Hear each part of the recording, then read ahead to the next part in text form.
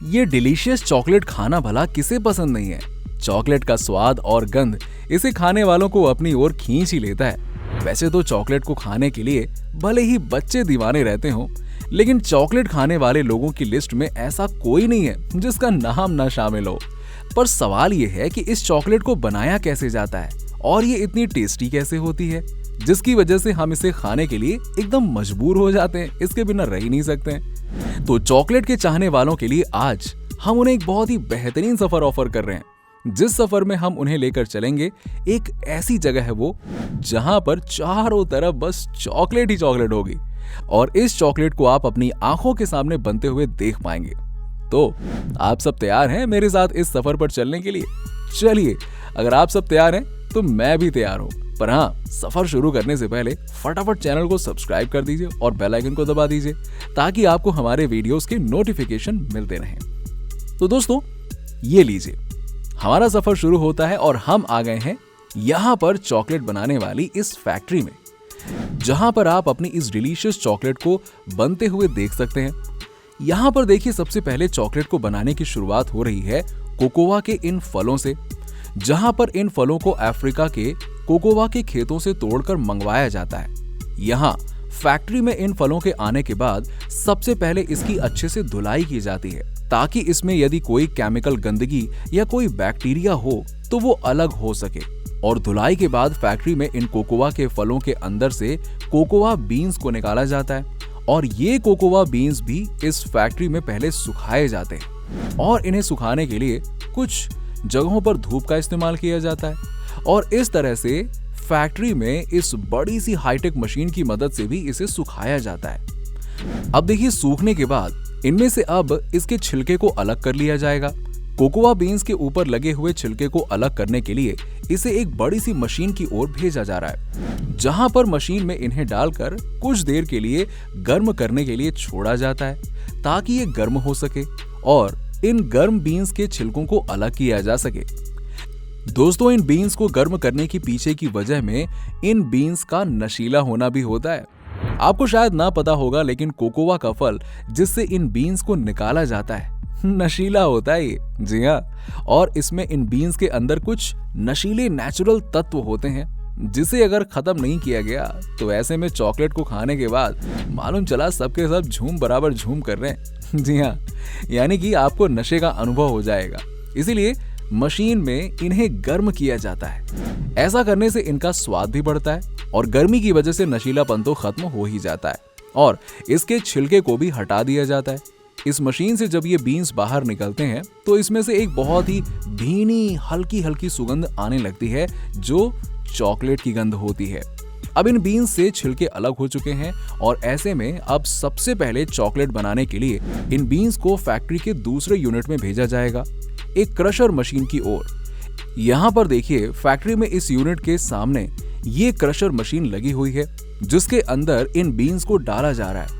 Beans अंदर डाल दिए जाते हैं और मशीन को ऑन कर दिया जाता है, जिसके बाद मशीन में लगे हुए रोटर और सिलेंडर मशीन के अंदर इन बीन्स को पीसना शुरू कर देते हैं। बस कुछ ही देर में इन बीन्स को पूरी तरीके से बारीक पीस लिया जाता है और समय समय पर फैक्ट्री वर्कर्स बीच बीच में मशीन से निकालकर इन बीन्स को देखते भी रहते हैं कि भाई ये ठीक से पिस भी रहा है या फिर नहीं। कुछ देर बाद यहाँ पर देखिए कैसे क्रशर मशीन से चॉकलेट का ये पाउडर बन गया है, एकदम बारीक पिसा हुआ है ना। और अब पिसे हुए चॉकलेट पाउडर को मिक्सिंग मशीन की ओर ले जाया जा रहा है। मिक्सिंग मशीन में चॉकलेट पाउडर के साथ में कई और चीजें मिलाई जाती हैं, जिसकी वजह से चॉकलेट पेस्ट तैयार होता है। सबसे पहले इस मशीन में यहाँ पर चॉकलेट पाउडर को डाला गया है और फिर इसमें गाय के दूध को डाल दिया जाता है। अब यहाँ पर एक आदमी इसमें बटर को भी डाल रहा है ताकि इसका स्वाद और अच्छा लगे। और आपको बता दूं दोस्तों कि कई जगह पर चॉकलेट बनाने में पीनट बटर का भी इस्तेमाल किया जाता है। इससे चॉकलेट की मात्रा भी बढ़ जाती है और स्वाद में ये जो क्रंचीनेस होता है ना, वो भी आ जाता है, मजा आ जाता है ना। अब दोस्तों, मिक्सिंग मशीन में इन सभी चीजों को डालकर अच्छे से मिक्स किया जाता है और बाद में इस मशीन के अंदर शुगर को भी ऐड कर दिया जाता है। शुगर को डालने के बाद वापस से इसे मिक्स किया जाता है और जब सब अच्छे से मिक्स हो जाता है तब इसको बाहर निकालकर एक कंटेनर में चॉकलेट पेस्ट रख लिया जाता है। देखिए, ये चॉकलेट पेस्ट कितना बेहतरीन दिख रहा है ना? जी हाँ, बिल्कुल गाढ़े ब्राउन कलर का। आए हाय हाय, जिसे देख के ही ना मुंह में चॉकलेट का स्वाद आ रहा है। पर अभी ये चॉकलेट मार्केट में बिकने वाली हमारी चॉकलेट की तरह नहीं है, क्योंकि अभी इसे एक खास प्रोसेस से गुजारा जाएगा। इस प्रोसेस में चॉकलेट को स्मूथ और सिल्की बनाने का काम किया जाता है। इस प्रोसेस की खोज काफी समय पहले हुई थी। दोस्तों, जब चॉकलेट बनाने वाली एक कंपनी चॉकलेट को मिक्सिंग मशीन में डालने के बाद मशीन को बंद करना भूल गई और चॉकलेट काफी लंबे समय तक, कई घंटों तक मिक्स होती रही थी। ऐसे में जब वापस आकर देखा गया तो पता चला कि ये गलती वाकई में बड़ी काम की गलती है। जी हाँ, चॉकलेट पहले से काफी ज्यादा स्मूथ और सिल्की और ज्यादा टेस्टी, चमकदार नजर आ रही थी। तब से लेकर आज तक चॉकलेट बनाने में इस प्रोसेस का इस्तेमाल किया जाता है, जो प्रोसेस गलती से हुआ था। इसीलिए अब इस चॉकलेट को यहाँ से निकालने के बाद इसे मशीन में डाला जा रहा है। इस मशीन में कुछ पैडल लगे होते हैं जो इस चॉकलेट पेस्ट को बार बार उठा पटक कर आपस में इस तरह मिक्स करते रहते हैं कि चॉकलेट बिल्कुल चिकनी और चमकदार दिखने लग जाती है। इस प्रोसेस में करीब 4 से 5 घंटे का समय लगता है। ऐसा माना जाता है कि जितना ज्यादा समय के लिए इसे इस मशीन में रखा जाएगा और जितना ज्यादा ये मशीन चॉकलेट को मिक्स करेगी, चॉकलेट उतनी ही ज्यादा सिल्की और स्मूथ होगी। अब ये चॉकलेट काफी अच्छी दिखाई दे रही है और अब फैक्ट्री में ये लोग इस चॉकलेट पेस्ट को मशीन से निकाल ले रहे हैं। वापस से कलेक्ट कर लिया जा रहा है और अब इसे भेजा जाएगा फैक्ट्री के दूसरी यूनिट की ओर, जहां पर चॉकलेट के बार को बनाया जाएगा।